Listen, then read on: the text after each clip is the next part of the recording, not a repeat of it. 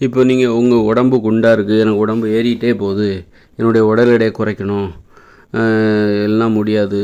நிறைய பேருக்கு உடல் எடை அதிகமாகி என்ன ஆகுனாக்கா அவங்களால நடக்க முடியாது, எலும்புகள் பலவீனம் அடைஞ்சிடும். ஏன்னா எலும்புகளால் ஒவ்வொரு அளவுக்கு தான் வெயிட்டை தாங்க முடியும். இப்போ உடம்பு குண்டாகுமே தவிர எலும்பு குண்டாகாது. எலும்பு குண்டாயிடுச்சுனாக்கா எலும்பும் சேர்த்து குண்டாகும். தசைகள் எப்படி சதெல்லாம் பெருசாகுதோ அதே மாதிரி எலும்பும் பெருசாகிடுச்சின்னு வச்சுக்கோங்களேன், நம்ம உடல் பருமனை பற்றி நம்ம கவலைப்பட வேண்டிய அவசியமே இல்லை. அதனால் எலும்பு நம்ம தசை தான் பெருகுமே தவிர எலும்பு எப்போதும் ஒரே மாதிரி தான் இருக்கும். அதனால் இந்த எலும்பால் அந்த வெயிட்டை தாங்க முடியாது. உடல் பருமன் அதிகரிக்க எலும்பால் அந்த வெயிட்டை தாங்க முடியாது. அப்போ என்ன ஆகுதுன்னா எலும்பு பலவீனமாகும்.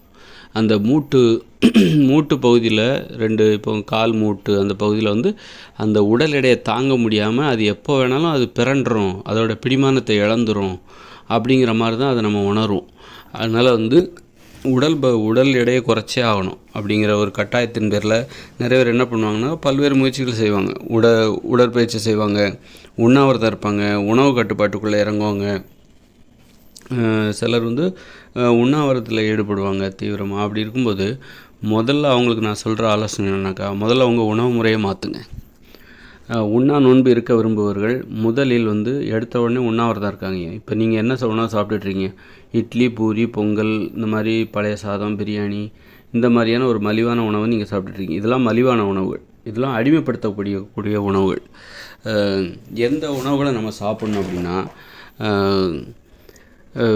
நம்மளை அடிமைப்படுத்தாத உணவுகளை தான் நம்ம சாப்பிடணும். அப்படிங்கும்போது நம்ம இந்த மலிவான உணவுகளை நம்ம சாப்பிடக்கூடாது. இது வரும் போதைக்கு இணையான உணவுகள். அதனால் இந்த உணவுகளை முதல்ல நிறுத்திட்டு அதுக்கு பதிலாக நீங்கள் வேற ஒரு உணவை நீங்கள் பழக்கப்படுத்தணும். உங்களுக்கே நீங்கள் பழக்கப்படுத்தணும்.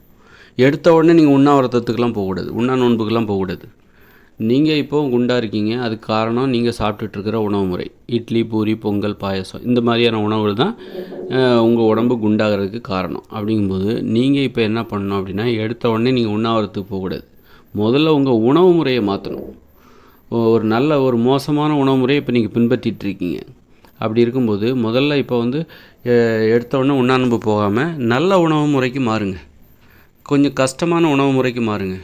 இதில் இது இட்லி, பூரி, பொங்கல், பாயசம் இதெல்லாம் சாப்பிட்றது ஈஸி. இதுக்கு நமக்கு சிரமப்பட வேண்டிய அவசியம் இல்லை, கஷ்டப்பட வேண்டிய அவசியம் இல்லை. அதற்கு நம்ம அடிமையாக இருக்கோம். அந்தளவுக்கு எளிதான உணவுகள், அதை சாப்பிடாமல் இருக்கிறது தான் கஷ்டம். அந்தளவுக்கு அந்த மாதிரியான உணவுகளை முதல்ல நிறுத்திட்டு அதற்கு பதிலாக வேறொரு உணவுகளை நீங்கள் கொடுங்க. வேறொரு உணவுனா சாப்பிட்றதுக்கு கஷ்டமாக இருக்கணும், கஷ்டப்பட்டு நீங்கள் சாப்பிட்ணும் அந்த உணவு. இப்போ இட்லி, பூரி, தோசை எல்லாம் இது சாப்பிட்றதுக்கு ஈஸியாக இருக்கும், நிறைய சாப்பிடுவீங்க, எவ்வளோ வேணாலும் வாங்கி சாப்பிடுவீங்க. அந்த அளவுக்கு ஆசையை தூண்டும், அடிமைப்படுத்தும். ஆக இந்த உணவு மலிவான உணவுகள், இது போதை உணவுகள். இந்த உணவுகளை முதல்ல நிறுத்திட்டு இதுக்கு பதிலாக இன்னொரு உணவை நீங்கள் உங்களுக்கு அறிமுகப்படுத்தணும். அது நீங்கள் சாப்பிட்றதுக்கு கஷ்டமாக இருக்கணும், கஷ்டப்பட்டால் தான் அதை நீங்கள் சாப்பிட முடியும். அந்த அளவுக்கு அது உங்களை அடிமைப்படுத்தவும் செய்யாது, ஆனால் அது நல்லது. அப்படிப்பட்ட உணவுகள் நல்ல உணவுகளாக இருக்கும். முதல்ல அந்த உணவுகளுக்கு நல்லா பழகுங்க. இப்போ உதாரணத்துக்கு நீங்கள் இட்லி, பூரி, பொங்கல் சாப்பிட்டுட்ருக்கீங்க, பிரியாணி, பழைய சாதம், சப்பாத்தி, இந்த மாதிரி உணவுகள், ஆப்பம், இடியாப்பம், இந்த மாதிரி சாப்பிட்டுட்ருக்கீங்க, சமோசா, பரோட்டான்னு சொல்லி சாப்பிட்டுட்ருக்கீங்க. அப்போ இவங்க உடம்பு குண்டாயிடுச்சு அப்படின்னா உடம்பு குறைக்கணும் அப்படின்னா இப்போ நீங்கள் என்ன பண்ணணும் அப்படின்னா, முதல்ல உங்கள் உணவு முறையை மாற்றுங்க. நீங்கள் சாப்பிட்டுட்ருக்கிற உணவு முறையை அப்படியே மாற்றணும். என்ன உணவு சாப்பிடணும் அப்படின்னா, தேங்காய், வாழைப்பழம், அப்புறம் பழங்கள் அனைத்தும், அது மாதுளம்பழமாக இருந்தாலும் சரி, கொய்யா பழமாக இருந்தாலும் சரி, ஆப்பிள் பழமாக இருந்தாலும் சரி, பழங்கள் அனைத்துமே, பேரிச்சம்பழம் அனைத்துமே. அப்புறம் காய்கறிகள், காய்கறி பொரியல், உப்பு போட்டு சமைக்கப்பட்ட காய்கறி பொரியல், கிழங்குகள், நல்லா அவிக்கப்பட்ட கிழங்குகள், மரவள்ளி கிழங்கு, மரச்சீனி கிழங்கு, இந்த மாதிரி கிழங்குகளை சாப்பிடுங்க. அதுக்கப்புறம் பயிர் வகைகள், அவிக்கப்பட்ட பயிர் வகைகள், தேங்காய், பச்சை தேங்காய், தக்காளி பழம், இந்த மாதிரி உணவுகள், அப்புறம் முட்டை, பால், இந்த மாதிரி உணவுகளை சாப்பிடுங்க. ஆக ரெண்டாவது நான் இப்போ சொன்ன எதை சாப்பிடணும்னு சொன்னனோ அந்த உணவுகளுக்கும் நீங்கள் முதல்ல சாப்பிட்டுட்டு இருந்த உணவுகளுக்கும் நிறைய வித்தியாசம் இருக்குது. நான் ரெண்டாவது சொன்ன உணவுகள் கொஞ்சம் கஷ்டமான உணவுகள், ஆனால் அது ரொம்ப கஷ்டம்லாம் கிடையாது. இதை விட கஷ்டமான உணவுகள்லாம் இருக்குது, பச்சையாகவே சாப்பிட்றது. நானாவது இப்போ காய்கறி பொரியல்லாம் சொல்லியிருக்கேன், கிழங்குகள்லாம் அவிச்சு சாப்பிட சொல்லியிருக்கேன். காய்கறி பொரியல், உப்பு போட்டு சமைக்கப்பட்ட காய்கறி பொரியல், அந்த மாதிரி முட்டையெல்லாம் நீங்கள் அவிச்சு சாப்பிட்லாம். அந்த மாதிரி நான் 2வது சொன்ன உணவுகளை கவனிச்சிக்கோங்க. 2வது சொன்ன உணவுகளுக்கு அப்படியே மாறுங்க. பயிர் வகைகள், கிழங்குகள், காய்கறிகள், பழங்கள், காய்கறி பொரியல், இந்த மாதிரி உணவுகள் வந்து 2வது நான் சொன்னது. அதுக்கு மாறுங்க. முதல்ல உள்ளதை மறந்து போங்க. முதல்ல என்ன சாப்பிட்டீங்க? இட்லி, பூரி, பொங்கல், பிரியாணி, பழைய சாதம். அது வந்து மலிவான உணவு, உங்களை அடிமைப்படுத்தக்கூடியது, போதை உணவு. அதுதான் உங்கள் உடம்புக்கு உண்டாகிற காரணம். அதை வந்து முதல்ல நிறுத்திட்டு இன்னொரு உணவுக்கு நீங்கள் பழக்கப்படுத்துங்க. உங்கள் எடையை குறைக்கக்கூடிய இன்னொரு உணவு முறை. ஏன்னா நீங்கள் உடம்பை குறைச்சிட்டு நான் சொல்கிற அந்த நான் சொன்ன 2வது சொன்ன அந்த உணவு முறைக்கு நீங்கள் மாறலை அப்படின்னா, நீங்கள் என்ன தான் பட்டினி கிடந்து உங்கள் உடம்பு குறைச்சாலும் நீங்கள் திரும்ப நீங்கள் எங்கே போய் சாப்பிடுவீங்கன்னாங்க, ஏற்கனவே சாப்பிட்ட உணவு தான் சாப்பிடுவீங்க. ஏன்னா உங்களுக்கு அது தெரிஞ்சது அதுதான், இதுதான் உணவு அப்படின்னு நீங்கள் நினச்சிட்டு இருப்பீங்க. அந்த இட்லி, பூரி, பொங்கல் இதுதான் உணவு. அதனால் அதை கொஞ்சம் குறைச்சி சாப்பிடுவீங்க. அப்புறம் பட்டினி கிடப்பீங்க, உங்கள் உடம்பை குறைப்பீங்க. நல்லா குறைச்ச பிறகு திரும்பவும் உங்கள் மனசு என்னாகும்? திரும்பவும் அதே இட்லி, பூரி, பொங்கலில் தான் போய் நிற்கும். அதே தான் சாப்பிட தோணும். அதனால் வந்து உங்களுக்கு உங்கள் உணவுகள் நீங்கள் சாப்பிடக்கூடிய உணவுகள் அப்படின்னு சொல்லிட்டு உங்களுக்கு ஒரு மாற்று உணவை நீங்கள் முன்வைக்க வேண்டும். உங்களுக்கே நீங்கள் அறிமுகப்படுத்தணும். அந்த உணவுகள் தான் நான் சொன்னது. காய்கறிகள், பழங்கள், தேங்காய், பயிர் வகைகள், பருப்பு வகைகள், மரச்சீனி கிழங்கு, முட்டை, பால், இந்த மாதிரி உணவு.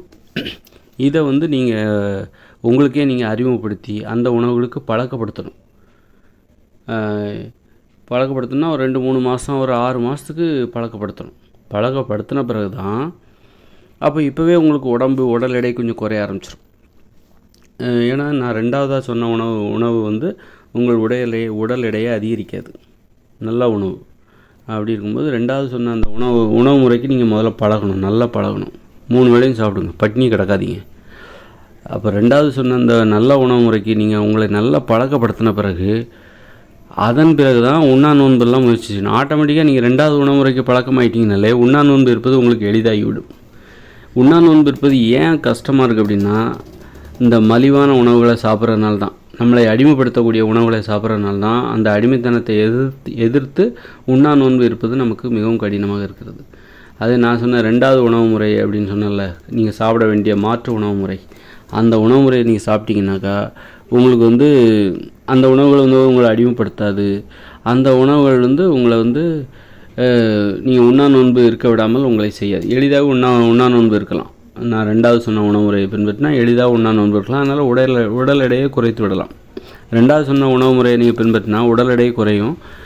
அதாவது அந்த உணவில் சாப்பிட்டுட்டு இருந்தாலே உடல் எடை குறையும். அப்புறமா உண்ணா நோன்பு இருந்து நீங்கள் உங்கள் உடல் எடையை இன்னும் அதிகமாக வேகமாக குறைச்சிடலாம், நிரந்தரமாகவும் குறைக்கலாம். ஆக எப்போதுமே வந்து மீண்டும் வந்து உடல் பருமன் ஏறுவதற்கு வாய்ப்பும் இல்லை. ஏன்னா நீங்கள் மாற்று உணவு முறை ஒன்றை நீங்கள் உங்களுக்கே அறிமுகப்படுத்திட்டீங்க. அதுக்கு பழக்கப்படுத்திட்டும் அதை வந்து நீங்கள் பழக்கப்படுத்திட்டவும் செஞ்சிட்டீங்க. அப்படி பழக்கப்படுத்தாமல் மாற்று உணவு முறையை நீங்கள் உங்களுக்கு பழக்கப்படுத்தாமல் ஒரே ஒரு உணவு முறையை கடைபிடித்து கொண்டு அந்த உணவு முறையை குறைவாக சாப்பிடுவது, அப்புறம் பட்டினி கிடப்பது, அது வந்து உங்களுக்கு சரியான தீர்வாக அமையாது. அதனால் வந்து இப்போ மலிவான உணவுகள், மோசமான உணவுகள், அடிமைப்படுத்தக்கூடிய போதை உணவுகள், அந்த உணவுகளை முதல்ல நிறுத்தணும். அந்த உணவுகளுக்கு மாற்றாக இன்னொரு உணவு முறை, நான் சொன்ன இன்னொரு உணவு முறை, அதாவது தேங்காய், பழங்கள், காய்கறி, கிழங்குகள், காய்கறி பொரியல், முட்டை, பால், இந்த உணவுகளை நீங்கள் சாப்பிடணும்.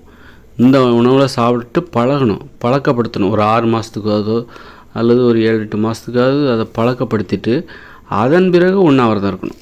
அதனால் எடுத்த உடனே நீங்கள் ஒரு மலிவான உணவு உண்ணுக்கிட்டு இருக்கீங்க, இட்லி, பூரி அந்த மாதிரியான உணவுகளை சாப்பிட்டுட்டு இருக்கும்போது உடனே அப்போவே நீங்கள் உண்ணாவிரதம் இருந்தீங்கன்னா அந்த உண்ணாவிரதத்தினால எந்த நன்மையும் ஏற்படாது. மீண்டும் நீங்கள் வந்து அந்த மலிவான உணவுக்கு அடிமையாகிற அந்த ஆபத்தான செயல் தான் மீண்டும் மீண்டும் உங்கள் வாழ்க்கையில் நடக்கும். அப்போ உங்கள் மேலேயே உங்களுக்கு நம்பிக்கை எல்லாம் போய்டும்.